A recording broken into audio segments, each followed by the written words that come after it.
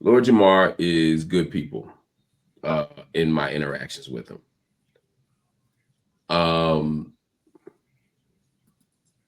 But he's got some quirks.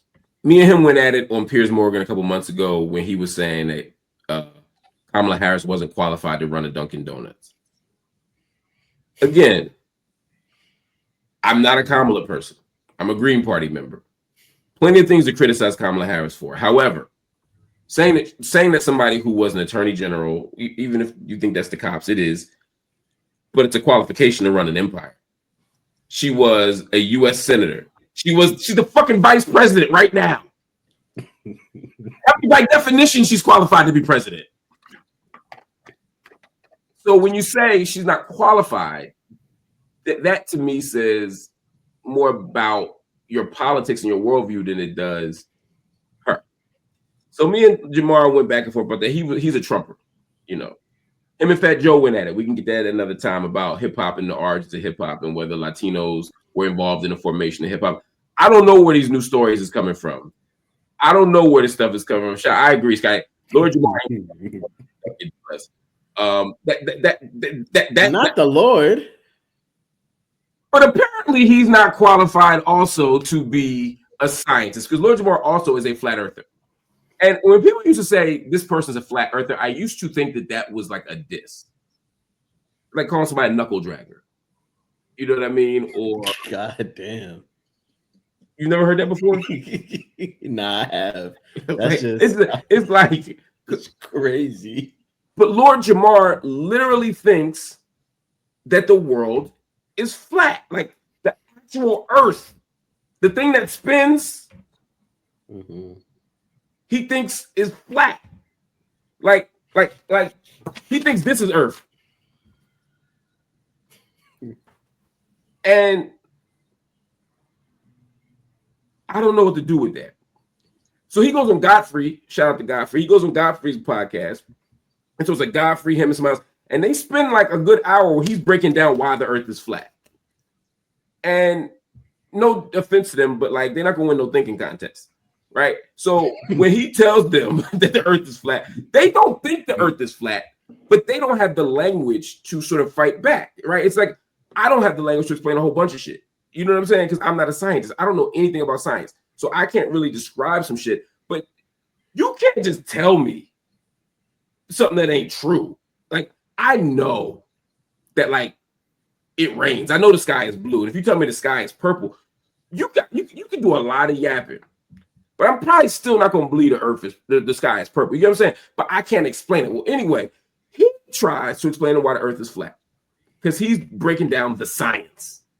And the science sounds good until a scientist shows up. So there's a guy. He has his own YouTube channel. I know everybody does. It's like not saying much these days, but he has a big one. 3 million followers. He's a serious guy, very smart. He's a literal scientist. And he pops up on the show and explains to Lord Jamar that the earth is not flat. I'm gonna just share a couple clips. You can pick, and I want y'all to watch this, right? Because, and I'm not gonna give you no time code. Pick anywhere you want. Just click anywhere in this video, and you're gonna see a dog walking. And again, no disrespect to Lord Jamar, but Lord Jamar is not a scientist. This guy is, and you see the difference.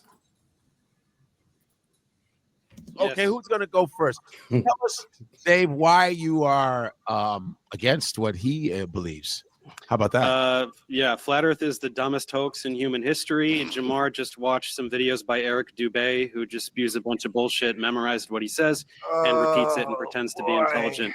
Instead, everything you say is so insanely stupid and can be disproven with like middle school level physics. Really? So yeah, we can go ahead and you can rattle off. Do you have a working model of a ball that has water sticking to the outside of it? Can you show me a working model of that? A tennis ball. But, yes, wet. And that, but no. That's not water sticking to a ball. That's saturation of water on the ball. So I want you think you're cooking now? Water sticks outside of a ball as it spins. It doesn't go to the equator of the ball and spin off. I heard what you said. Show me a working model. Hang on. You said something very Show me a working model.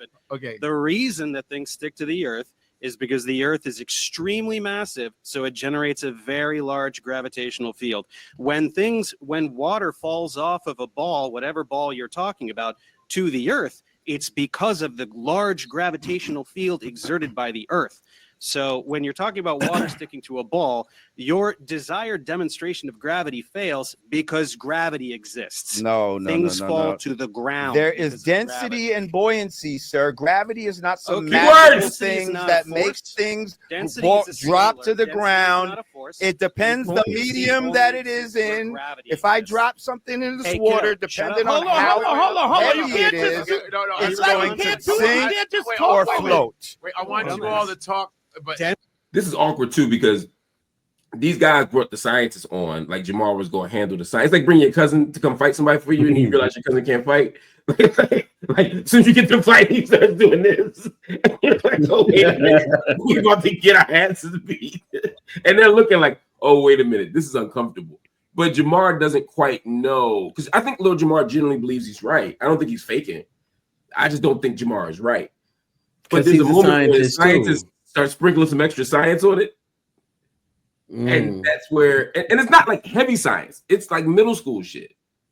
You know what I'm saying? And it gets a little. I want to hear. First of all, this guy came out real disrespectful, talk about the stupidest shit. Like if he was in this room, I'd be smacking the shit out of him right now. First of all, you get to an intellectual debate, and within 12 seconds, somebody's saying they're gonna smack the shit out of you. You're probably losing that debate. I've never won a debate and wanted to smack the shit out of somebody. No. I've never won a debate and publicly threatened to smack the shit out of somebody. Okay. It's all bullshit. Right, sir? You know that, right? What you say to the you know that, right? The entire body of scientific knowledge. Let me respond to the insanely stupid thing you said. I want you to respond to my. Let him talk. Okay, we're going to talk about what pseudoscience. Okay, go ahead. Okay, go ahead, Dave. Go ahead, Dave. Density is not a force. It requires a force to produce an acceleration. Things accelerate towards the earth. Density is a scalar. It's not a force. It can't make things move. Buoyancy, there's a buoyant force, but it has gravity in the equation. Buoyancy only exists when gravity exists. Now he's pounding. Here's the problem with your density bullshit. You think that things fall down because the air is less dense. And he's Googling. The air is less dense above the object too. So why the fuck don't things fall up? Things do fall up, you fucking asshole. Bubbles go up, you stupid fuck. Fucking evaporation goes up, you dickhead. Like, what the fuck are you talking about? That's because there's wind. Because it's lighter than the fucking density it's in. How can a fly defy gravity? How can a fucking tadpole defy gravity, you fucking shithead? Tadpole defy gravity? What the fuck? Yes. How does anything swim? I'm going to show you 30 more seconds. If gravity is holding down oceans that are tons of fucking of fucking force, how does anything swim through the ocean? How do you fucking lift your legs off the fucking ground? You fucking cockbag. Muscles. Birds have wings. I hope he's high. Right? You can exert They have force, wings. which allows you to accelerate. Right? Doesn't that make sense? If you jump or if you throw a ball, you're exerting force and you are counteracting gravity until that momentum runs out. You throw a ball, it goes up, and then it falls back down. Why do things fall down? Speaking of momentum, do things No. Why do things fall down? Subject. Why don't things fall up? Why do things only fall down? Why do they? Why do things fall up? No. Why do things fall down only? Why don't they fall up? This is what he said. Again, light things will rise. Only with wind, Dense. which is a force. No, it's not only with wind. Things don't float. Nothing floats. Why doesn't a ball fall up? The air because above the ball it is less dense. than the ball. Because it is dense. Because what's that? The air ball is more is dense dense. than the ball? Is The- that what you're saying That now? don't even make sense. That's not even what The ball what you're is saying. dense. The bodyguard dude's like, regular look, air, it will I fall just to beat the people up for a ground. living. If This it shit was is in, Why if does it it fall was up? in, Isn't say the air a above the ball gel, less if it dense was than in the a ball? gel, what is it? What's the ball gonna do? Okay, I It's don't just know gonna about what stop the fuck there, you're talking about right? The gel in the air. Oh, Why There's- does it it fall depends up? on the The air medium. is less Ask dense the Why than does it question fall and then up? What does falling up have to do with anything? I don't understand. Because he said there's no such thing as gravity. You said there's Why no is such there a thing in preferred gravity. direction? And again, you can pick your We spot. It just doesn't have matter. absence of No, I matter don't- next to pressurized air. Yes, which sticks to the Earth because of gravity, which again you pretend doesn't Which exist. sticks to the earth, so it's spinning with the earth I have the at definition. at 1,000 miles an hour. He doesn't believe in gravity. okay, He doesn't so- believe in the earth. I have the And we're definition. really jump into all the favorite talking points. So the Earth spins once per Man. day. Bro, That's what a fucking day is. Did you know that? Do you know what a day means? It's how long it takes the Earth to spin around one time. He's like, cut this So shit, all man. of this 1,000 miles an hour bullshit just makes you sound like an idiot because it spins once a day. It spins at half the rate of the hour hand on a clock. Not so fast, is it? Well, Pretty funny shit, huh? yeah, So really uncomfortable. funny. Yeah. Any response? Yeah, you're full of shit. Am I full of shit about what a day is? Is a day 24 hours? What's a day, dude? Your Tell me mother. what a day is. I got First a of all- question. Your mother. Go ahead. What are we living on then? If it's not flat, so some people say it's not. So people are upside down What on the ball are because of we- gravity. Upside down? Yeah, What's upside down? Why upside down? because What does the that mean? ball has to have a top and a bottom, correct? Does it? Yeah, Why? because it's a ball. So Y'all say the He doesn't North Pole understand and the ball. South Pole, right? where's the top of a ball? Take You a said it's at the featureless North sphere. Pole. Take a featureless sphere. Where's the top? It's not featureless. Y'all say the North Okay, Pole, But you and you the said South a ball. Pole. You didn't say the Earth. You said a ball. Okay, That's so you're what y'all Oh, saying. man. We're on a ball. You said we live Yeah, on the outside it's of a a planet. ball. so Dave Okay, is so the Earth. you're it's a sphere, designating no? the North Pole as the What top is and the the shape South of Pole the as the Earth? bottom. That's fine. So now how do we orient ourselves down? Where is down to us? Where's down? This is why What do you Is mean? it Where's I'm gonna pause it. Y'all get he breaks down to the guy like, you know, like down is relative to your perspective, i.e., if you're here, this is down, and if you're here, then this is down because it's your perspective, and it's not that like somebody's hanging off the earth, dangling, like holding on. Like he doesn't understand how gravity works, and it's okay. Like Jamar has a right to not believe in gravity or science or dinosaurs or whatever the fuck. People have all kinds of things they don't believe in. I'm not saying he doesn't believe in dinosaurs. There are other people who don't. But this is the internet in a nutshell. This is the internet in a nutshell. You're in a room as an expert next to somebody who knows nothing about this topic. And in 180 characters, y'all are the same.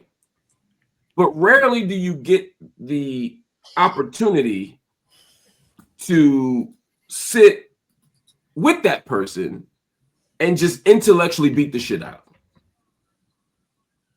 There was a moment in the interview where he was talking about things existing in a vacuum, and he was like, and he was like, but in Jamar's like, yeah, and the vacuum sucks things. He's like, no, that's not what a vacuum means. It's not like a house vacuum. It doesn't suck things. I mean, but and what's funny is the guy is also a bit of a dick. You know what I mean? So, but you kind of need that for somebody who is also being recalcitrant. So I don't even know if I got a question for y'all. I just found this to be the most. I was watching this at 3 a.m. yesterday, and Why are you doing this to yourself? I couldn't sleep. I was writing I was doing all-nighter writing, and I needed a break, and it popped up on my timeline. And once I started watching, I couldn't stop, and it was like a fight. You know what I mean? That they should have stopped.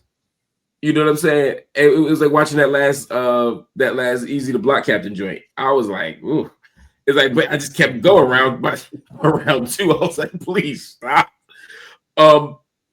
This, you know what? People are saying, Adrian said, Dr. Lindsey's face is how we all feel. A few people have said that. Tree, when you watch something like that, what's your initial thought? That's the dumbest shit I've seen in a very long time. It was so dumb, and I feel dumber having watched it. Because it's angry and mean and all of that, like that shit happens, but and it is a ridiculous proposition as this man is trying to explain this. And he came in hot. Like, I don't want to pretend that scientists did not. He came in swinging. That's what I'm saying. Jamar didn't start this, didn't escalate the smoke. Spicy, but I do feel like the way that he was responding, like he had no response to any of the actual arguments that were being made, any of the actual, points that were being made. But it shows, like you said, where we are right now, where you can be an expert, have studied a thing, know a thing, deeply, deeply invested in this thing, do this for a living, and someone who watched several hours on YouTube on a thing by someone else who's read someone else's notes and watched other YouTube videos, explain that thing, think that you are the same in terms of your knowledge about a thing. Yes. This is not about, when we say democratizing knowledge, this is not what the fuck we mean, right? This is not saying that people don't get to be experts and people don't get to have a certain knowledge, and I can respect the knowledge that you have. I'm not sure what the fuck his is. Y'all can like him. I don't. I find him to be a terrible human being. But I find that in this moment, it is representative of where we are. That is what it feels like, not just in the internet. I experienced this in classrooms with students who don't know. You're saying as a professor, you have students who like don't respect your expertise? There will actually and really push against this because we don't have a value of expertise, of deep study, and also how to critically think. So the sadness I feel is that so many people don't know how to look at information, and you can look at information and be like, oh, maybe I was wrong. And that's okay too. Yeah. Get new information. I don't know why gravity's new information to you, but you're sitting in a chair right now. Yay, gravity. Like, there are things that I think that is a reflective collectively, and then I think there are things that are very specific to the kind of hate mongering, disrespect, this kind of I want to be better than you, so I'm going to disrespect you and invest in these opinions in this way that I think is also happening here. And I like spicy science, so we need more of that, breaking that down and explaining in very clear terms. I learned a lot. I took I got a D in biology my freshman year. I failed chemistry my sophomore year. I got a D in physics my junior year. I failed algebra. So, among other courses. So, this ain't my wheelhouse. But it's, remember the 5%ers? It just make me like, because like the nation of God and earth. And the flat earthers. You know what I'm saying? Like, they really, I know, a lot of them have built themselves as scientists, and it's just so peace to the gods. Peace to the gods. The nation of gods and earth. No disrespect. But like, it's just it's so interesting to see like the flat earth conversation just in general. I know we was talking like off show about it, and I still don't understand why this is even like such a hostile back and forth. Like, round earth, flat earth. I never knew the origin of why people like got so hostile about it. I think it's a dumb conversation. Like, either way, I don't get a round earth check. I don't get a round earth check though. Like, when I open my mail every month, I don't get a flat earth check. How is this transforming my life? Like, but to see somebody like Lord Jamar, though, he's not a scientist. He's a rapper from the 80s and 90s. No disrespect to Lord Jamar, but like, to even go up there and to be like, I'm gonna combat a scientist over like flat earth or round earth, it's like, it's audacious. I think that's, and just like, you spent an hour and a half debating with this man who like studied this for real, and you breaking down mathematics. Again, shout out to the gods. Like, like much up, but like, what are we really doing here? That's why I was like, and I want to be clear, this ain't a problem with the nation of gods and earths, because anybody who ever studied anybody who ever studied 120, the first thing you get from 120 is actual facts. You find out that the total area and land of the planet Earth is 196,940,000 square miles. The next lesson you get is that the circumference of the Earth is 24,896 miles. You understand? The circumference. Circle. The Earth is round. The nation of gods and earths, as Master Farad Muhammad walked on Earth in 1930 on July 4th. The lessons of the 5% nation is that the Earth has a circumference of 24,896 square miles, meaning that it's a fucking circle. So don't blame this on Elijah Muhammad. Don't blame this on the. They've always said the Earth is a circle. This is some new age white man crazy shit off YouTube that people are now taking in. And making their own. That's what makes this shit so wild. If you actually just stuck to the gods and the earths, if you just stuck to the 120, if you just stuck to the actual facts, you'd be fine. But y'all got a freestyle. Yeah, I mean, that's your man. Like free thinking versus critical thinking, right? Like I'm a free thinker, and it's like, why is it always that free thinking, when it's said in that way, is contrary to any body of knowledge and any kind of criticality, and it becomes this performative criticality, right? And when actually confronted with knowledge or expertise, here we go with someone coming back and forth being like, well, I'm gonna just start saying nasty shit about you, right? Like I'm just going to be angry. I am just going to respond hostily. I am going to then say something that may sound familiar to folks who already agree with me.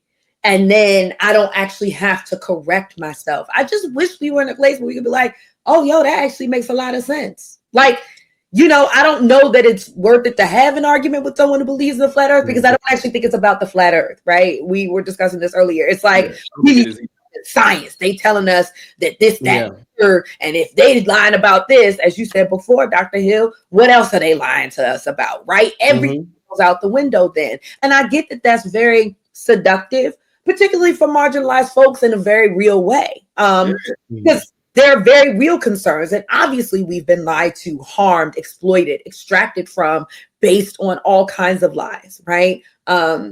Scientific knowledge is at the core of eugenics, is at the core of population control. Like there's real ways for us to have meaningful conversations about the ways that science has failed us. Exactly. This, however, is not one of them.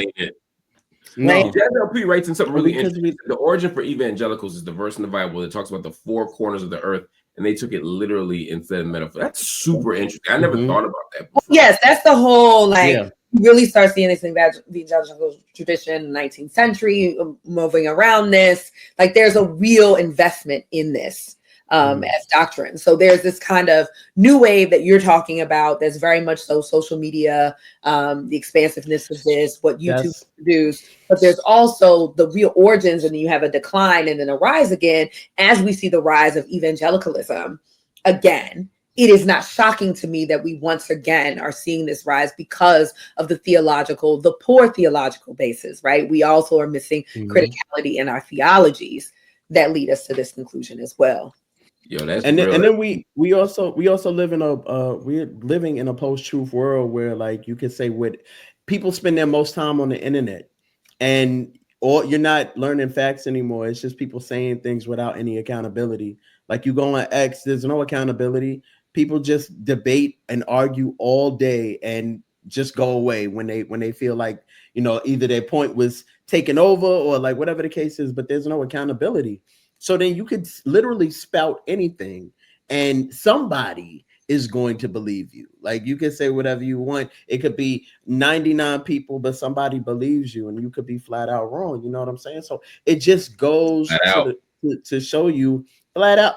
I see what we did there. But it just goes to show you like where we are, like even like how you see Meta and, you know, taking off, like, you know, we're really living in a post-truth society which is why I'm like, why would I spend my time debating somebody about something that like is a consistent proven fact, and that, you know, it's just so audacious that you're like, yeah, I'm gonna debate a scientist, like a scientist. Yeah.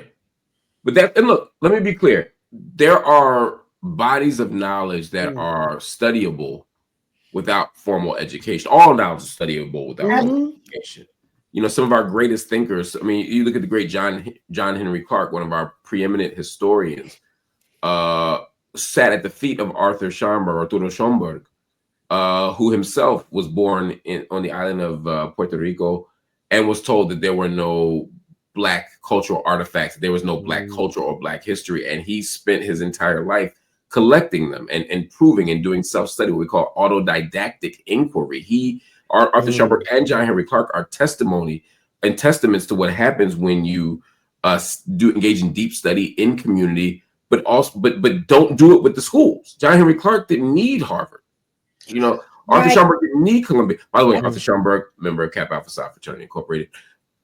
Right. And I think that's important, but there was still training and discipline that came with it. Exactly. That I think people miss. It doesn't mean that I can just buy a bunch of books and read them and be okay, especially when you don't have the capacity yet to be the arbiter of what's good and what's bad. And that becomes, or that's the wrong language.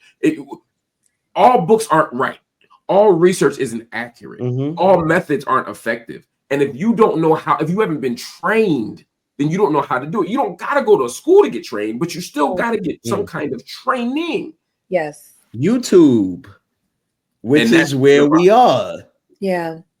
It's a very, like, that's the thing where I say it's a deep study thing. Nothing in what he said is about deep study. It's deep. It's like, it is watching, it is engagement, but it is not a deep study. And there's so much that so many of us, and this is a lot of us, right? We want quick, we want little pieces, we want, we want to feel like we know a lot about a bunch of different things, or know a little about a bunch of different things. Be worldly. There is no sense of what it means to really invest in learning something. That is a process. It is deeply unsettling to learn. It is difficult to learn. It is challenging to learn. It is humbling. It is humbling to learn. Because as soon as you learn something, you learn how much you don't know. Right. And so I think with someone like him, it is the confidence with which not only is he combating someone who's done the deep study, but when you're telling him that he may have to unlearn something that he thinks he knows. Ooh, that's good. That's what the challenge is for people, right? I always tell my students, it's far easier to learn than to unlearn. It's far easier. Learning is exciting. It's something new. You get to brag about it. You come home. Look what I learned today. There's that. Unlearning not only means you're displacing something, but you have to question then the people you learned it from, the organization, the institution, the faith tradition, whatever it is. And then you decide at that point, are those relationships more important to me, or is actually being in deep study more important to me? And more people are going to choose the relationships, the institution, the places that they feel have been caring and loving versus this unfamiliar new that requires more of you. It requires more of you humble. It requires more of you to ask questions and to learn and to read multiple sources, to listen to multiple sources, to sit at the feet of folks. It does not require that same thing to stay in relationship with an organization, with the faith, with a belief that you had.